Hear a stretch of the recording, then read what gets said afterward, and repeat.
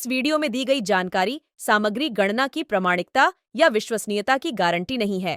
सूचना के विभिन्न माध्यमों, ज्योतिष, पंचांग, प्रवचनों, धार्मिक मान्यताओं, धार्मिक ग्रंथों आदि से संकलित करके यह सूचना आप तक प्रेषित की गई है।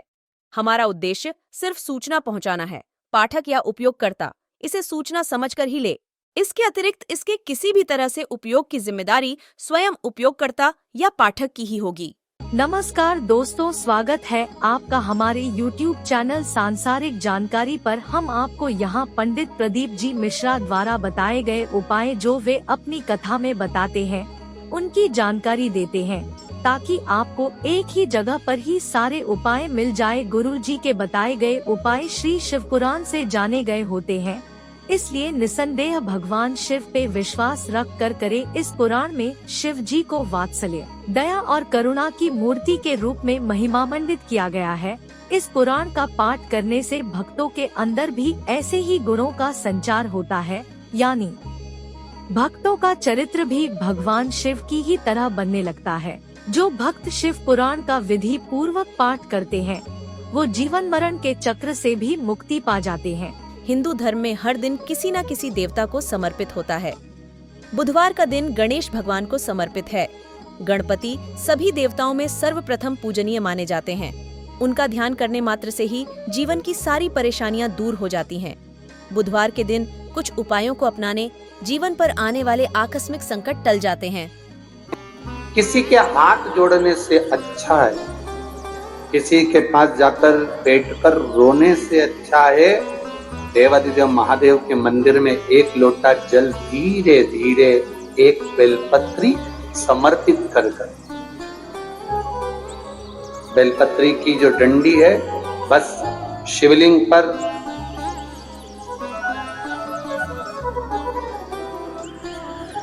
ये शिवलिंग, ये जलाधारी, ये माता पार्वती जी का हस्तकमल शिवलिंग, ये बेलपत्री, ये दंडी का जो मुख है वो अशुक सुंदरी की ओर समर्पित कर एक लोटा जल धीरे धीरे, बिल्कुल धीरे धार में अपने हृदय की बात बाबा से दिल से कहते हुए, बाबा बहुत दुखी, बहुत कष्टमय जीवन, बाबा बहुत तकलीफ में जीवन चल रहा है और तू ना संभालेगा तो संभालेगा। त्वमेव माता च पिता त्वमेव बंधुश्च सखा, सब कुछ तो तुमको मान लिया। जब से शिव महापुराण की कथा सुन रही हूं तब से मैंने किसी को नहीं, केवल आपको पिता माना है, आपको भाई माना है, आपको सखा माना है, आपको अपना माना, आपको दादा माना, आपको मैंने नाना। आप ही तो हैं जो संभाल सकते हैं। शिव बाबा से एक लोटा जल अगर समर्पित कर रहे हैं धीरे धीरे, कभी तुम्हारे चित्त में ऐसा आए कि मुझे बहुत टेंशन चल रहा है और मेरा जीवन ठीक नहीं चल रहा, हम कहेंगे, आज के जमाने में लोग हताश हो जाते हैं तो सोचते हैं कि सुसाइड कर लूं, मर जाऊं। हम उनसे इतना सा कहना चाहेंगे कि मरने का प्लान फिर बाद में कर। हम तुमको मना नहीं करेंगे कि तुम मरने का प्लान मत करो।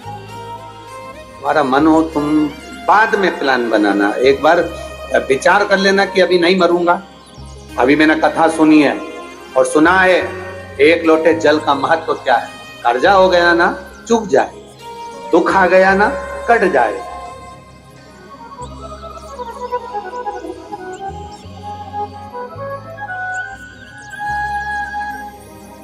कर्जा भी हो गया तो कटेगा, मिटेगा।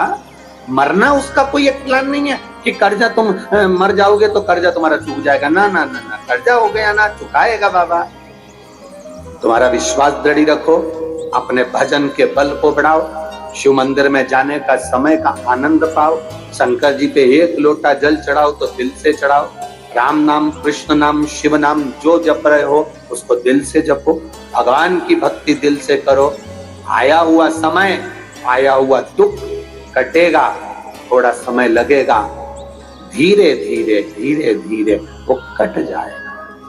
वो बर्तन होता है ना, बहुत काला हो जाता है, तो उसको माताएं रगड़ती है, वो साफ नहीं होता तो फिर क्या करते हैं उस बर्तन को? अगर बर्तन साफ नहीं हो ना तो फिर उसको क्या करते हैं? उसमें छाछ भर देती है, दही भर देती है, नींबू लगाकर छोड़ देती है, खट्टी चीज से वो साफ हो जाएगा। तो थोड़ा अगर समय लग रहा है और लगे कि तुमको कि ये ठीक नहीं हो रहा तो समझ लेना कि भगवान ने भी कोई छाछ भर दी होगी, भगवान सुन क्यों नहीं रहा, भगवान ने भी कोई दही भर दिया होगा, ये समर क्यों नहीं रहा, ये ठीक समय आ क्यों नहीं रहा। आएगा। थोड़ा बाबा पर भरोसा रखो, विश्वास रखो, सारी समस्या का हल एक लोटा आप बाबा को समर्पित करो। बोल बम का नारा है, बाबा एक, उसके सहारे जियो ना। हम क्यों संसार वालों के सहारे? एक तमिलनाडु में नंदनार नाम का एक मजदूर रहता था, जिसको बधुआ मजदूर कहते हैं। बधुआ मजदूर मतलब किसी के यहाँ, किसी सेठ के यहाँ, किसी धनपति के यहाँ किसी को बेच दिया जाता, ये आज से तुम्हारा नौकर है।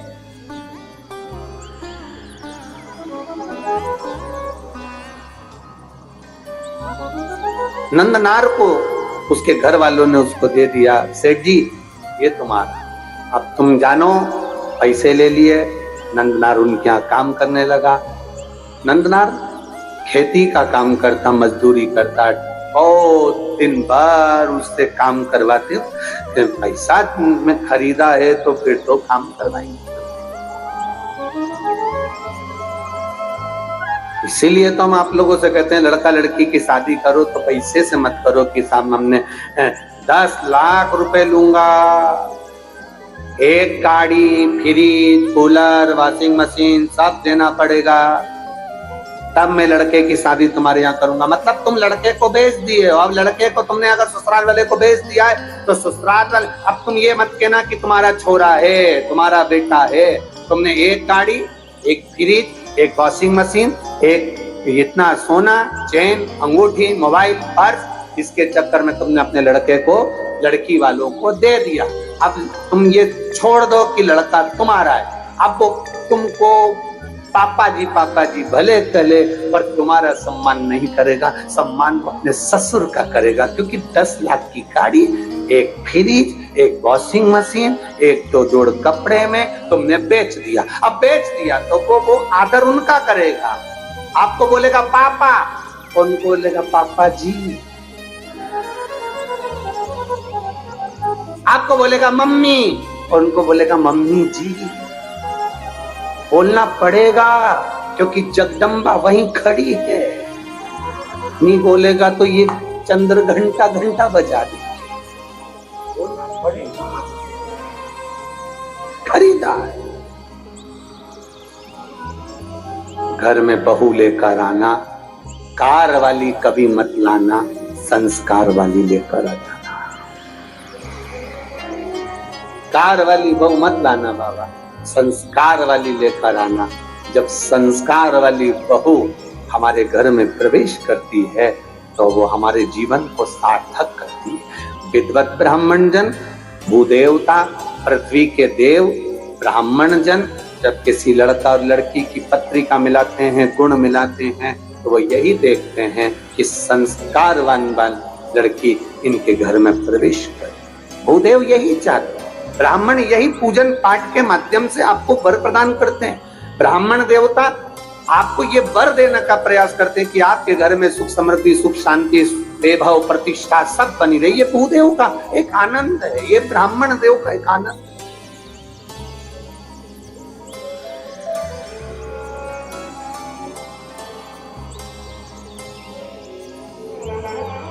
अब नंदनार काम कर रहे हैं, पर नंदनार के हृदय में एक बड़ा बड़ा भाव था। नंदनार जिस सेठ जी क्या काम करते थे उस गांव से 25 किलोमीटर दूर तिरुपुंगुर नाम का एक शिव मंदिर है तमिलनाडु में। तिरुपुंगुर 25 किलोमीटर दूर था वो मंदिर। नंदनार शिव की भक्ति में रमे रहते थे खेती करते, काम करते, डलिया धोते। सेठ भी ऐसा कि 24 घंटे में से केवल 4 घंटा उसको आराम करने देता, बाकी का 20 घंटा उसको रधेड़े रखता, काम करवाता रहता। वो भी बेचारा मजदूर था, बधुआ था, बंधा हुआ था। निवेदन आप सबसे, धन से किसी को बांधने का प्रयास मत, धन और भय से कभी मत बांधना। आज तक इस शिव महापुराण की कथा में आपको कभी भय नहीं बताया कि तुम अगर शंकर जी को जल नहीं चढ़ाओगे तो तुम्हारे साथ ऐसा हो जाएगा, तुम अगर शंकर जी का व्रत छोड़ दोगे तुम्हारे साथ ऐसा हो जाएगा, तुम अगर शंकर जी के साथ ऐसा करोगे तो तुम्हारे साथ ऐसा हो जाएगा, क्योंकि शिव महापुराण में कोई भय लिखा ही नहीं है। ये तो दुनिया के लोगों ने शंकर भगवान को भय बना दिया। शिव जी क्रोध के देवता हैं, रुद्र देवता हैं, गलत करोगे गुस्सा करेंगे, गलत करोगे ऐसा हो जाएगा। शिव महापुराण की कथा कहती है शंकर भगवान को पशुपतिनाथ कहते हैं। पशुपतिनाथ मतलब पशुओं का भी वो देवता है, साधारण सा नहीं, वो भोला है। उसको क्रोध तो केवल तब आता है जब उसके भक्तों पर विपदा आती है, और वो विपदा कटती नहीं, तब मेरे महादेव को क्रोध आता है। हर कभी शिव जी को क्रोध नहीं आता, हर कभी शंकर भगवान को क्रोध नहीं आता। घर में रहने वाली माँ को हर कभी क्रोध थोड़ी ना आता है, घर में रहने वाली स्त्री को, घर में रहने वाली बहू को हर कभी क्रोध नहीं आता। जब देवरानी जेठानी में क्रोध कब आएगा? देवरानी जेठानी की झगड़ा होगा तो गुस्सा नहीं आएगी, पति की बात होगी तो झगड़ा नहीं, क्रोध नहीं आएगा। देवरानी जेठानी में लड़ाई होती है केवल औलाद के चक्कर में, बच्चों के चक्कर में। जब अपने पुत्र की बारी आती है और बच्चे के साथ अगर कोई बात हो, अगर जेठानी ने डांट दिया, देवरानी ने कुछ कह दिया, किसी ने कुछ कह दिया, मोहल्ले के लोगों ने कुछ कह दिया, बच्चों के चक्कर में जब घर की बहू, घर की दादी, घर का बुजुर्ग, घर का बड़ा अपने बच्चों के चक्कर में क्रोध कर सकता है, तो मेरा महादेव भी अपने भक्तों के चक्कर में क्रोध कर सकता है। जब उसके बच्चों को चोट पहुंचे, उसके हृदय को चोट पहुंचे।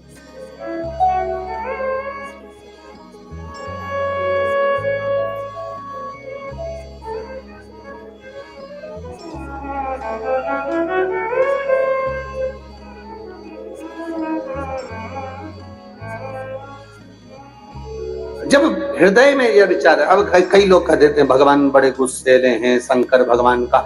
कई माताएं कहती है हमने सोमवार का व्रत करा था गुरुजी, अगर हम छोड़ देंगे तो भगवान गुस्सा तो नहीं होंगे? हमने कहा कौन सी पुराण में लिखा है, वो भी तो बताओ कि भगवान को गुस्सा आया, इन्हें व्रत छोड़ा तो। ना ना ना, मेरा महादेव क्रोध नहीं करता, अनायास हर किसी पर क्रोध नहीं करता। मेरे बाबा तो इतने सरल हैं, इतने सरल हैं कि एक चोर चोरी करने ऊपर चढ़ा, उसके पास में कुर्सी नहीं थी, स्टूल नहीं था, निशानी नहीं थी, शिवजी पे चढ़ गया, सामान जलाधारी चांदी की निकालने लगा।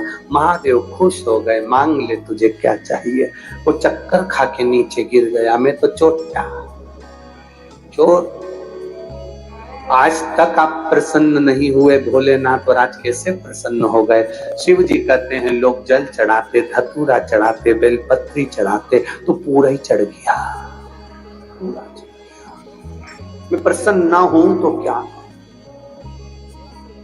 कितनी कृपा है, उसकी दया, उसकी करुणा कितनी विचित्र हो जाता है। कभी कभी ऐसा भाव प्रकट हो जाता है, कभी कभी। वो करुणा ना करेगा तो कौन करेगा? वो करुणा ना करे, वो कृपा ना करे तो कौन कृपा?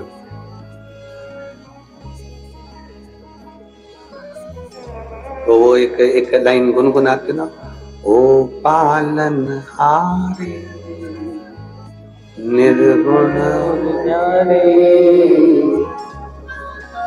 तेरे बिना हमारा कोई नहीं।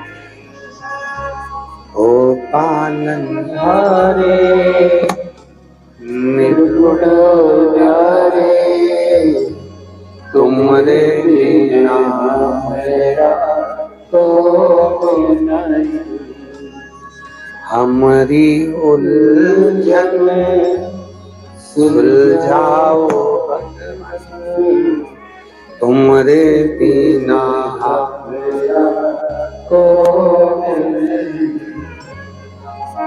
तुमरे बिना हमरा कोनो नहीं, तुमरे बिना हमरा कोनो नहीं। ओ पालनहारे निर्गुण और न्यारे, तुमरे बिना हमरा कोई नहीं। हमरी उलझन सुलझाओ भगवान, तुमरे बिना हमरा कोई नहीं। कौन है तेरे से?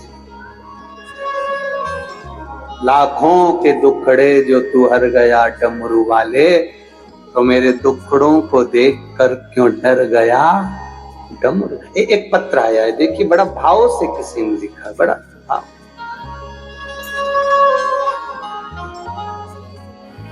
घर में कोई भोजन करने आया, शंकर जी के मंदिर में आप जल चढ़ाने जा रहे हो, पूजन की थाली लगाकर पूजन करने बैठ रहे हो, वृक्ष के नीचे जल चढ़ाने जा रहे हो, हाथ में पानी का लोटा है, ट्रे में गिलास है, किसी अतिथि को, किसी ब्राह्मण को, किसी साधु को, सन्यासी को, तपस्वी को, साधक को, उपासक को, अतिथि गण को या भगवान को जल चढ़ाने जा रहे हो, या पूजन की थाली रखने जा रहे हो, उसमें जो लोटा रखा हुआ है या अलग से लोटा पकड़ा हुआ है, वो लोटा, वो गिलास, पानी का भरा हुआ पात्र जब नीचे गिरता है, अपन कहीं जा रहे हैं, किसी को जल देने जा रहे हैं, किसी को पानी पिलाने जा रहे हैं, किसी भगवान शंकर के शिवालय में जल चढ़ाने जा रहे हैं, और अगर वो जल का पात्र नीचे गिर जाता है तो प्रसाद शिव महापुराण की कथा कहती है वो शुभ नहीं माना जाता, उसको शुभ नहीं कह सकते।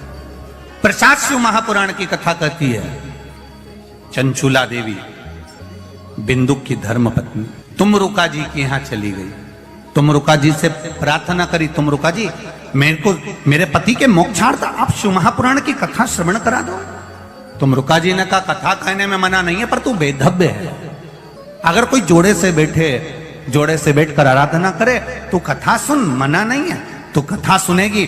बेधव्य नारी अगर शिव महापुराण की कथा को श्रवण करती है तो पति के लोक को जाती है। कुंवारी कन्या शिव महापुराण की कथा को श्रवण करती है, उत्तम वर प्राप्त कर उत्तम कार्य की ओर जाती है। कोई पुरुष शिव महापुराण की कथा को श्रवण करता है, उत्तम फल को पाता है। कोई सौभाग्यवती नारी शिव महापुराण की कथा को श्रवण करती है तो वो अखंड सौभाग्य प्राप्त करती है। ऐसी पावन शिव महापुराण की कथा, तो फिर मैं बेधव्य होकर इस कथा को श्रवण कर सकती हूँ, क्यों नहीं कर सकती? तू कर कथा श्रवण।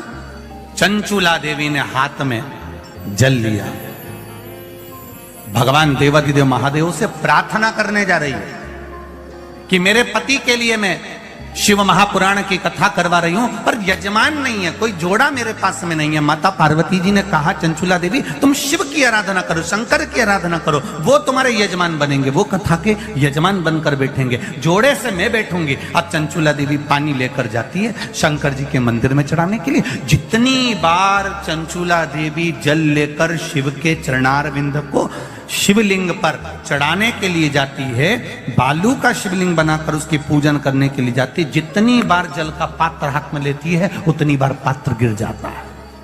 अभी तक जितनी भी कथा हुई हैं, आप पुरानी कथा भी निकाल कर देखना, उस कथा में चंचूला देवी का जो आराधना का प्रसाद जल का जो महत्व है वो आज तक कथा में वर्णन नहीं आया। पर ये जो प्रसाद शिव महापुराण की कथा चल रही है बड़ौदा में, आपको पहले भी कहा कि ये कथा संपूर्ण भारतवासियों के लिए और देश विदेश में बैठे हुए भक्तों के लिए एक अलग गौरव की बात है कि ये कथा का रस तत्व अपने को मिल रहा है। चंचूला देवी के हाथ से कलश गिर गया। किसी दिन चंचूला देवी का जल अच्छे से चले जाता है, बाकी के दिन चंचूला देवी का हाथ का वो जल अपने आप गिर जाता है, वो कलश भूमि पर गिर जाता है। फिर चंचूला देवी अंदर जाती है, फिर जल लाती है, फिर शिव जी को समर्पित करती है। पर एक बार का लाया हुआ जल तो नीचे गिर गया। कितनी सुंदर सुंदर बात हमारे यहाँ शिव महापुराण वर्णन करती है। मांग में माता सिंदूर भर रही हैं, मांग में सिंदूरा भरा जा रहा है, मांग में कंकु भरा जा रहा है, मांग में सिंदूर भरा जा रहा है, और वो सिंदूर नाक पर गिरता है। वो सिंदूर नासिका पर गिर गया तो कहते हैं कि कोई काल आने वाला था पति के ऊपर, वो काल टल गया और नाक पर सिंदूर आया तो नारी का सौभाग्य और अखंड हो गया। ये तो दोस्तों, यहाँ पे हमारी वीडियो समाप्त हुई। उम्मीद करती हूँ हमारी ये जानकारी आपको जरूर पसंद आई होगी। हमारी वीडियो को लाइक जरूर करें और हमारे चैनल को सब्सक्राइब और शेयर करना ना भूले। जय श्री राम,